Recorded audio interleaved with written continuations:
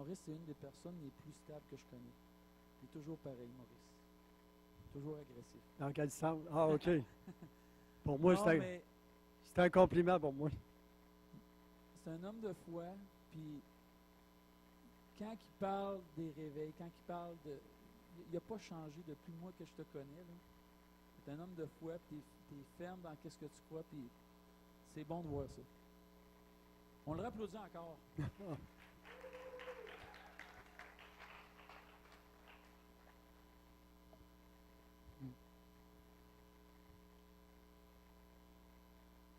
Donc, à l'heure qu'il est, là, on va avoir une longue prédication. Comme d'habitude, pour ceux qui me connaissent, ils savent que ce n'est pas tellement long. Le message, ça va tourner autour de ce que Dieu s'attend de nous, de son Église. Jérémie 33.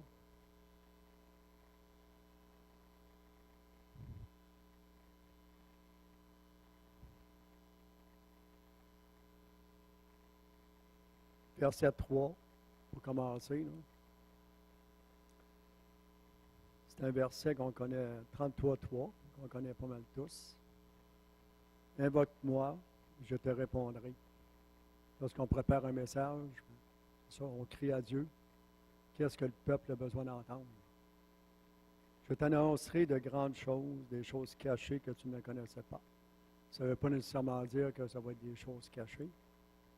Vous allez peut-être trouver que c'est des choses que j'ai déjà mentionnées, mais que c'est bon à entendre. On ne lira pas tout le chapitre 33, il est très long, juste quelques versets 6. On va dire c'est des promesses pour la ville d'Amos, puis pour le Québec. C'est que Dieu va, verset 6, ça dit, Dieu va emporter un rétablissement total. Une source abondante de paix et de fidélité. Verset 7, je ferai revenir les captifs. Il manque de Juda, mais et les captifs d'Israël. Je les rétablirai comme autrefois. Je les purifierai de toutes leurs fautes par lesquelles ils ont péché contre moi. Je leur pardonnerai toutes leurs fautes par lesquelles ils ont péché contre moi. Répète. Cette ville d'Amos et toutes les villes du Québec seront pour moi, ça va être un sujet de réjouissance. Amen. Verset 11, ça dit les chants d'allégresse et les chants de joie, les chants de la fiancée, les chants de la... OK, c'est pas ce qui se répète. Les chants de ceux qui disent louez l'Éternel des armées, car l'Éternel est bon, car sa bienveillance durera toujours. Amen.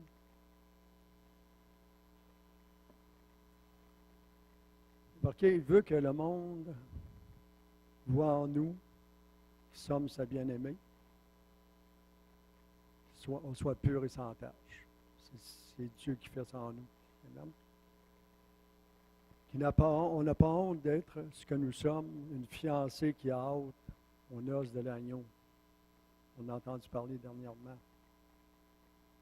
Puis les noces de l'agneau, là, watch out, c'est français ça? Les mets qu'il va avoir là. Puis en plus, ça va être gratuit. J'ai une de mes nièces qui reste en Saskatchewan. Elle vient de se marier parce qu'elle vient de Pressac. Elle vient se marier l'année prochaine à Abitibi. Puis elle est en train de faire les préparatifs. Je vais vous dire une chose. Si tu veux faire un gros mariage, elle s'aperçoit que ça va coûter terriblement cher. Juste louer la salle, juste une petite pause en passant, c'est un certain prix. Ensuite, c'est temps par personne en plus. Puis, s'il coupe les morceaux de ton gâteau, c'est temps par personne. C'est rendu, ça coûte des milliers de dollars pour se marier.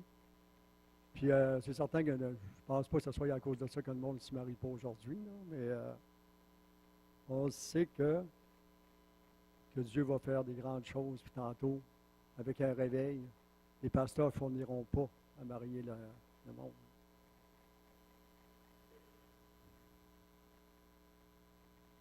OK. Dieu, il désire que nous soyons des agents de transformation de vie, transformation de cœur, des agents de restauration. Ce que l'ennemi a volé, Dieu va le restaurer. Une réforme va réformer bien les choses dans nos vies personnelles. Un agent de réveil. On entend parler souvent, mais un réveil puissant. Une Église unie, pleine d'amour, de force, de hardiesse et de courage. Ça, c'est chacun de nous. De confiance en ses promesses, comme le chant qu'on a entendu tantôt. L'Église va porter du fruit encore plus pour son royaume. Dernièrement, j'ai travaillé chez Gérard, le travail. J'ai coupé des arbres. Puis je voulais emmener une comparaison avec les arbres. Je sais que Gérard il a parlé dernièrement qu'il y en avait qui avaient cassé, mais le cœur était pourri. Mais j'ai vu ça sur la terre à Jacques, parce qu'il y a des terres très secs. Un arbre, une épinette grosse de même, bien saine. À cause du vent, la top a cassé. Ça veut dire que nous, comme croyants, comme chrétiens, on peut, autrement dit, refroidir spirituellement. On sait que celui qui se croit debout prend garde de tomber. Puis, il y a le deuxième arbre. C'est un arbre, comme j'ai vu chez Gérard, lui, il était vraiment pourri. Pourquoi? Ça fait que lui, il n'a pas été capable, lorsqu'il y a eu des vents d'adversité, lui, il a vraiment cassé. Puis, ordinairement, lorsque ça l'arrive, le chrétien, autrement dit, il délaisse le corps de Christ. Parce que son cœur, autrement dit, comme le cœur de l'arbre, son cœur, il a refroidi envers Christ, surtout. Pas nécessairement, là. Mais autrement dit, il y en a qui retournent carrément dans le monde. Ça ne veut pas dire qu'on a lâché Jésus, mais il y en a, ceux qui retournent complètement. Autrement dit, ils font la vie qu'ils faisaient avant d'être sauvés. Ça, il ne faut pas. Puis le troisième arbre, on sait que c'est l'arbre, après qu'il est coupé, le tronc, les racines, ils continuent de l'alimenter. Puis ça prend des années avant que la souche elle soit pourrie. Ça, j'ai comparé ça au Saint-Esprit, que même une personne, après qu'il est retourné dans le monde, le Saint-Esprit, il veut toujours le ramener à lui. Amen? Il est marqué, soyons comme des palmiers. Même s'il y a des grands vents, qu'on s'appuie sur Christ. Puis un palmier, là, allez voir dans Psaume 92, versets 13 et 16.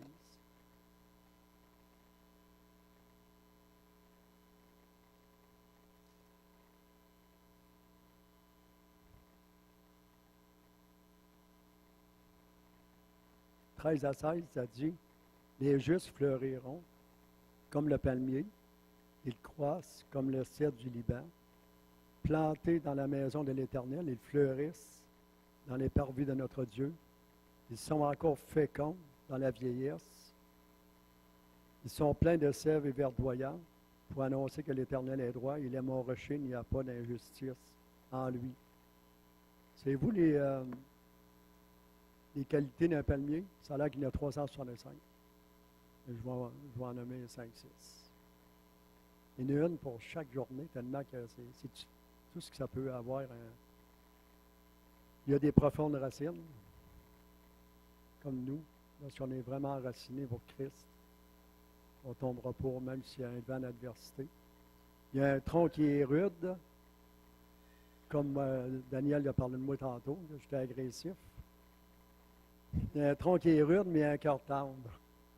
Là, je ne parle pas de moi, là.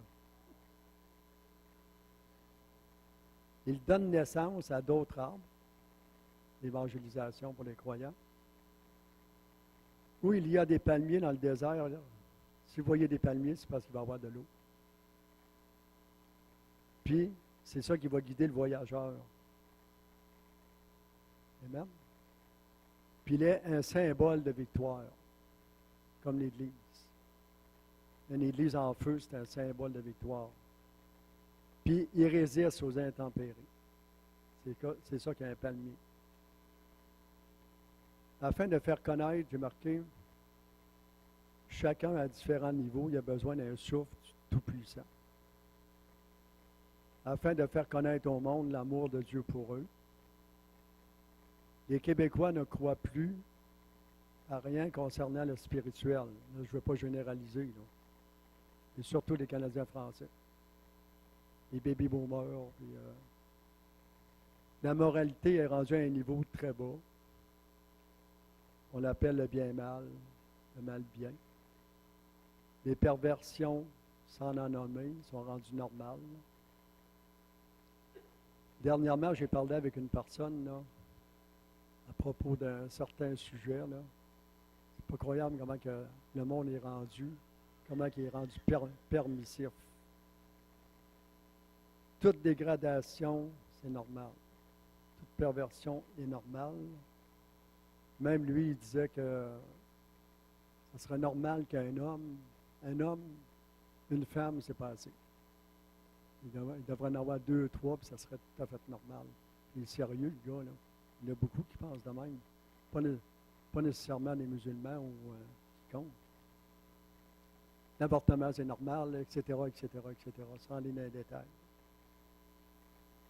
Puis même, à un moment donné, j'ai parlé à une autre personne. À un moment donné, on parlait, je ne sais pas pourquoi c'est venu sur ce sujet-là, l'homosexualité.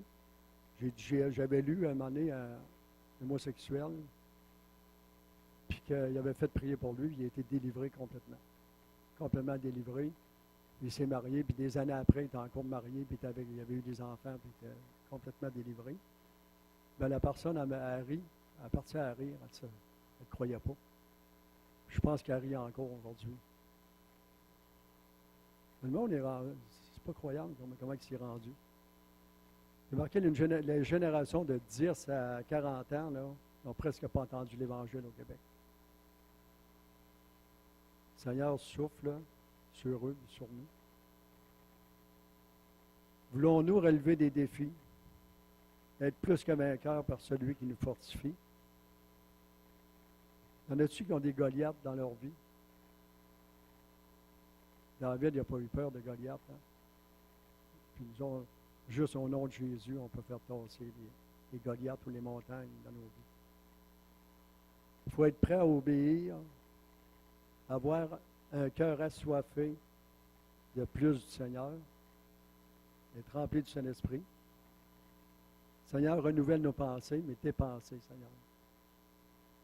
On veut être des vases d'honneur pour Dieu, des vases de gloire, qui déversent la bénédiction sur les autres. J'ai marqué la mesure que nous aimons les autres, nous l'aimons, lui, Jésus. Cela est inséparable. Je le répète. La mesure que nous aimons les autres, ça veut dire si on n'aime pas nos frères, nos sœurs, on a un petit problème.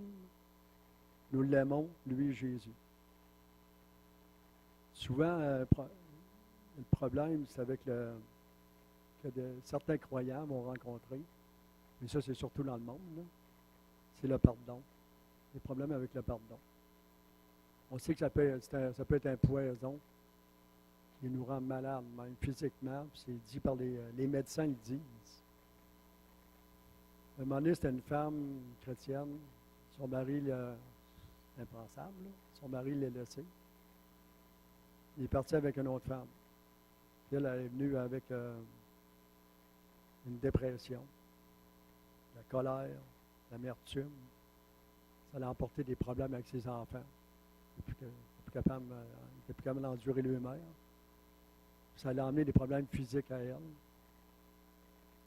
Puis, à un moment donné, elle a fini, longtemps après, elle a fini par avoir rencontré un pasteur. Elle a pardonné à son mari. Ça a tout changé. Elle s'est réconciliée avec ses enfants. Puis, elle a été guérie de ses problèmes de santé. Aussi que ça peut faire le manque de pardon. C'est le feu du ciel que nous voulons, Seigneur. Un feu qui purifie, ça demande aussi d'être émondé. Puis émondé, là, on sait que la vigne, Gérard connaît ça, quand elle se fait couper, si elle pouvait parler, hey, ça fait mal, hein? Mais qu'est-ce que ça fait? Ça va porter plus de fruits après. Fait que il n'y a pas un chrétien qui peut passer à côté de ça. Dernièrement, on a été à Calgary, puis on était au 9e étage d'un hôtel. Puis en pleine nuit,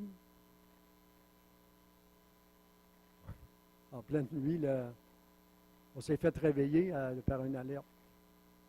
Le feu était pris supposément que le feu était pris ou la boucane, je ne sais pas là. On entendait les camions de pompiers arriver, puis qu'est-ce qu'il faut faire dans ce temps-là? Tu ne prends pas l'ascenseur, là, hein? Oh, il y avait un gars avec tu descends, ça veut dire que si tu serais, je ne sais pas, au 50e, ben là, en tout cas, tu n'as pas le choix. Puis là, tout le monde était descendu en bas. Il y avait du monde avec des camions, je ne sais pas, avec des gros camions de pompiers, avec les pompiers. Là, ils ont rentré. C'était une fausse alerte. Et là, on l'a remonté pareil, au 9e, par les escaliers. Là. Où est-ce que je vais en venir? C'est que les pompiers, on peut être des pompiers, nous autres. Mais pas pour éteindre les feux. Ça dépend. Tu peux être un pompier pour éteindre les feux lorsqu'il y a la chicane. Ça, oui. Mais pour animer la flamme dans les cœurs. Nous avons la puissance et l'autorité de faire reculer l'ennemi. On sait que, selon la Bible, dans le Nouveau Testament, lorsque Jésus a envoyé les 70 personnes, je chasserai les démons à mon nom. Ils ont revenu, ils étaient tout contents, ils ont dit, même les démons nous sont soumis. Lorsque tu as une autorité, ça prend vraiment l'autorité qui vient du Seigneur. Là. Les démons, ils savent si c'était un fake ou si tu ne l'es pas.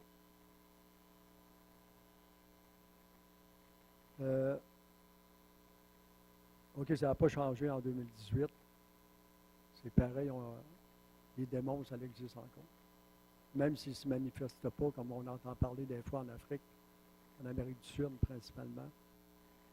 Ici, ils sont peut-être plus tranquilles, mais ils sont là pareil. Ils se manifestent d'une autre manière. Attendons-nous un vent positif de changement sur le Québec. Les politiciens, ils vont être sauvés. Voyons non, ça ne se peut pas. Les politiciens, c'est quasiment impossible. Les enseignants, parce que c'est important, hein, les enseignants à l'école, là, malgré que si les politiciens ne sont pas sauvés, l'enseignant ne pourra pas enseigner ce qu'il veut. Puis on sait ce qui se passe dans le moment au Québec. L'enseignement, là, fait pitié. Les riches vont être sauvés. Il y a déjà de sauvés ici. Les pauvres vont être sauvés. Ils vont avoir un retour à la moralité. Nous voulons voir les gens sauvés, des guérisons de cœur, physiques, des percées surnaturelles de votre devenir naturel, des délivrances, parce qu'il y en a beaucoup qui ont besoin de délivrance, dans le corps de Christ, puis en dehors du corps de Christ. Pour ça, si on a besoin de plus de ça, on a besoin de plus de Jésus. Amen. Une communion toujours plus avec Dieu.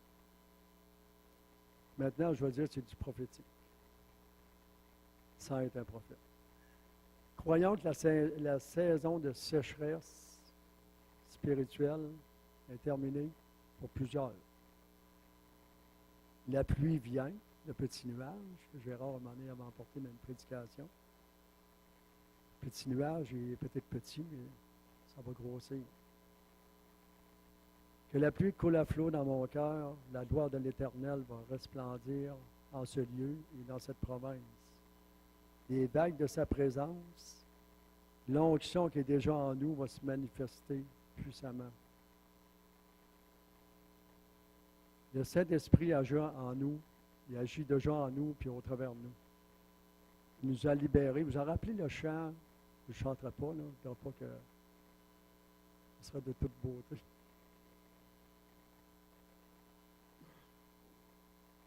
C'est pour ça, pour ceux qui sont nouveaux ici, là. Si le feu prendrait, là, c'est moi qui chanterais. Il n'y aura pas besoin d'appeler pompier.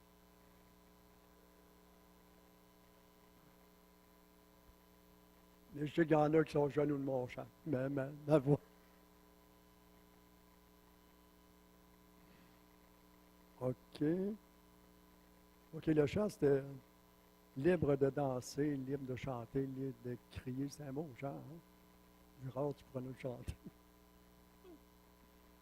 Autrement dit, une église triomphante.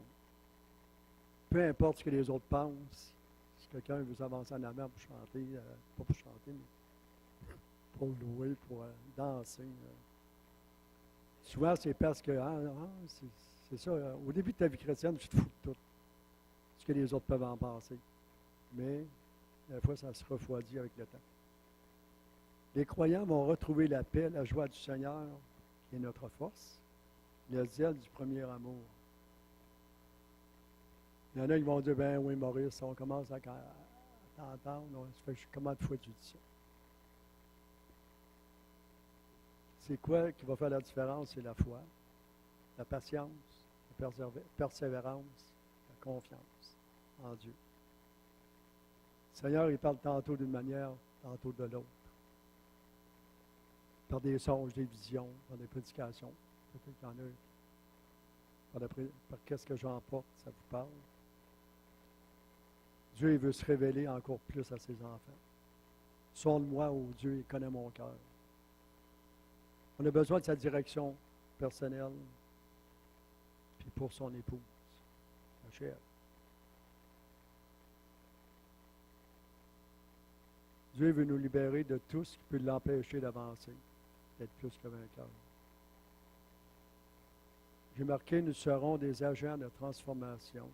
Nous allons nous appuyer sur les promesses, avec le zèle et la crainte du Seigneur, une fiancée en amour avec Jésus, une Église unie, pleine de courage et de hardiesse, que j'ai déjà dit, plein d'amour. On va aller lire un dernier passage, Ésaïe 60.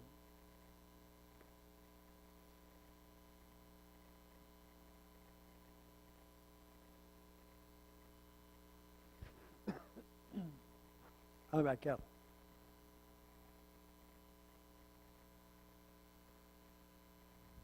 Ça dit, lève-toi, brille quand ta lumière paraît, et la gloire de l'Éternel se lève sur toi. Car voici que les ténèbres couvrent la terre. C'est vrai, hein? Et l'obscurité les peuples, mais sur toi l'Éternel se lève. Sur toi sa gloire apparaît. Des nations marcheront à ta lumière et des rois à la clarté de ton aurore. Porte les yeux alentour et regarde. Tous ils se rassemblent. Ils viennent vers toi. Tes fils arrivent de loin et tes filles sont portées sur les bras. Amen. Soyons, pour terminer, comme les palmiers. Vous vous rappelez que j'avais dit pour les palmiers? Une église va se lever, qui a déjà commencé à se lever, va glorifier le Seigneur. J'inviterai à vous lever, mais j'inviterai Daniel à venir en avant.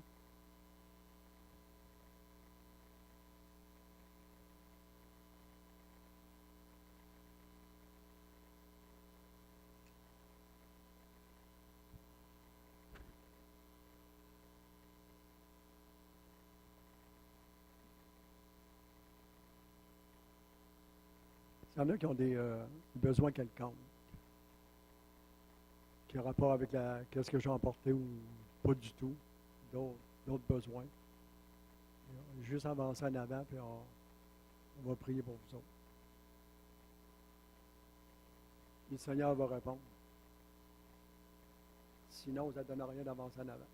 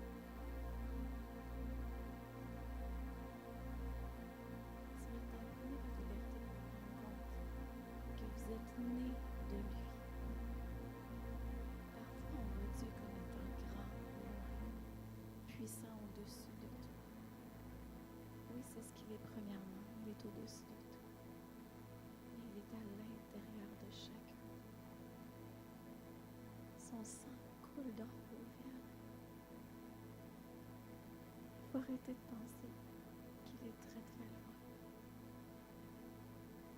Votre sang vous suit partout.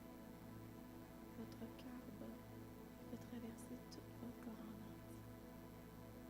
Rendez-vous compte que Jésus, il est en entier à l'intérieur de vous.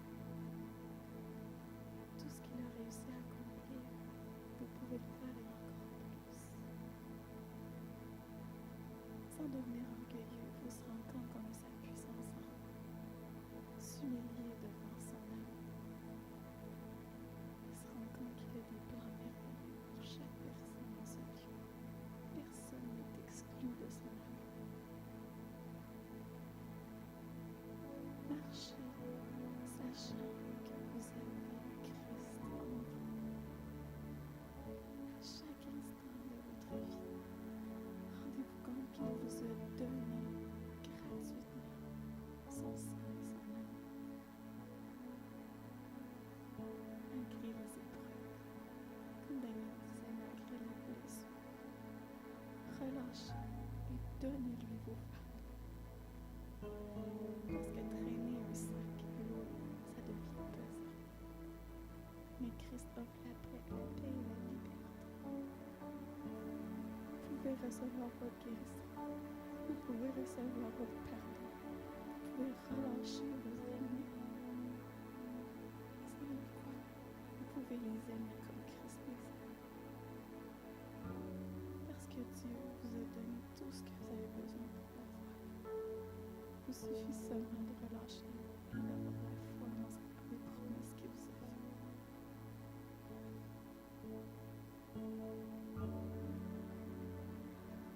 Vous savez comment c'est beau de voir un parent avec un bébé naissant dans les mains. Laissez-vous porter par le bras d'amour de Dieu, comme si vous étiez ce bébé naissant. Aujourd'hui, c'est jour de votre naissance. Et Dieu vous porte dans ses bras. Chaque jour, il est là pour vous nourrir. Vous devez ouvrir votre cœur pour recevoir cette nourriture qui est en plein. Seigneur, s'il te plaît, aide mes frères et sœurs aujourd'hui à faire le ménage dans leur cœur. Aide-les toute la place, Jésus. Parce que c'est grâce à chaque individu qui est ici aujourd'hui que ton Église va grandir, Seigneur. Et je sais que tu nous aimes d'un amour profond, un amour qui n'est même pas explicable avec des mots. Merci Jésus.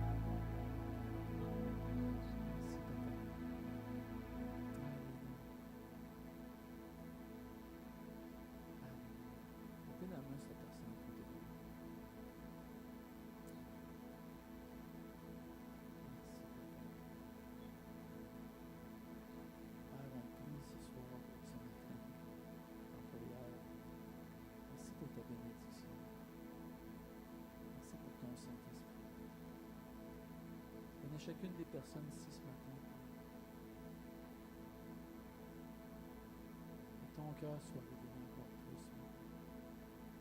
Si on est qui avait besoin de paix, que cette paix soit répandue. Les circonstances n'ont pas changé, c'est pas grave. On reçoit ta paix. Parce que tu gères, Seigneur. On avait qui avait besoin d'amour, d'être pris dans leur bras, Père, que ça soit fait maintenant. Ça va de l'anxiété, Seigneur, que cette anxiété parte maintenant au nom de Jésus. Que la certitude que tu es là, tu ne nous as pas abandonnés, que tu agis, tu contrôles rien, mais tu gères, Seigneur. Tu gères nos situations. Tu les fais concourir avec nous. Toujours du bon qui sort. On bénit, Père. Merci pour les frères et sœurs. Alléluia. Alléluia. Au nom de Jésus.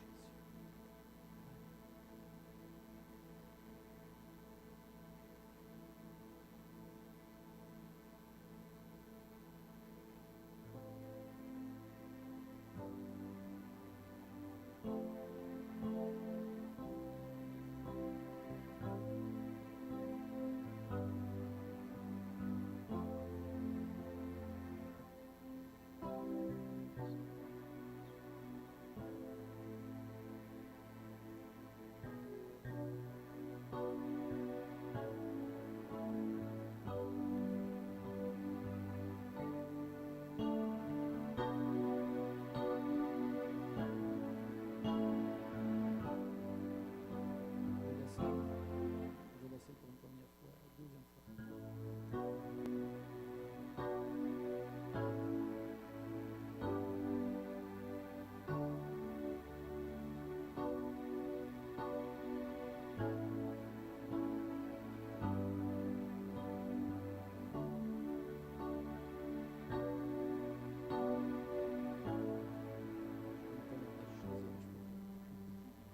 Je vais essayer quelque chose. C'est trop bon.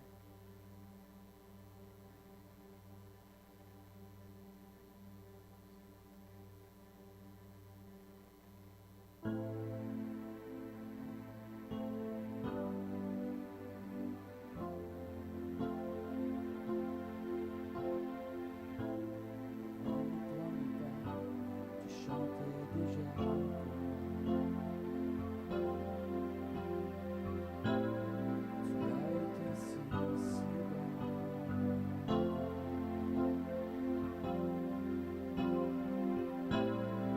Comme le souffle, tu souffles ta vie.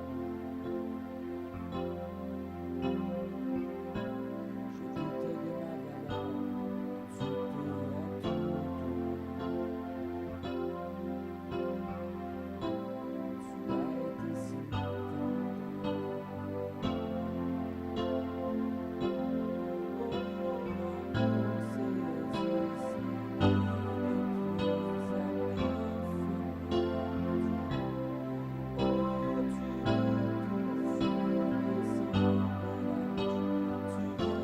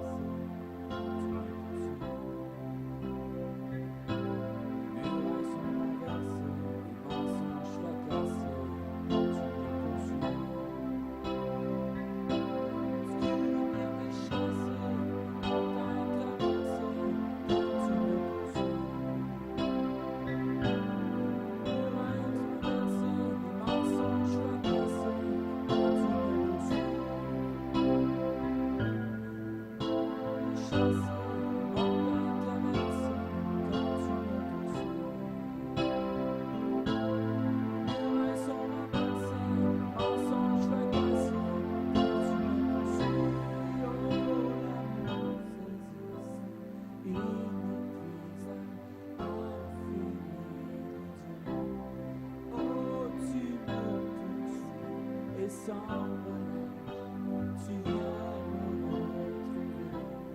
Je suis indigne de ton sacrifice, mais pour moi tu as tout donné. Oh, l'amour sans fin, inépuisable, infini de Dieu.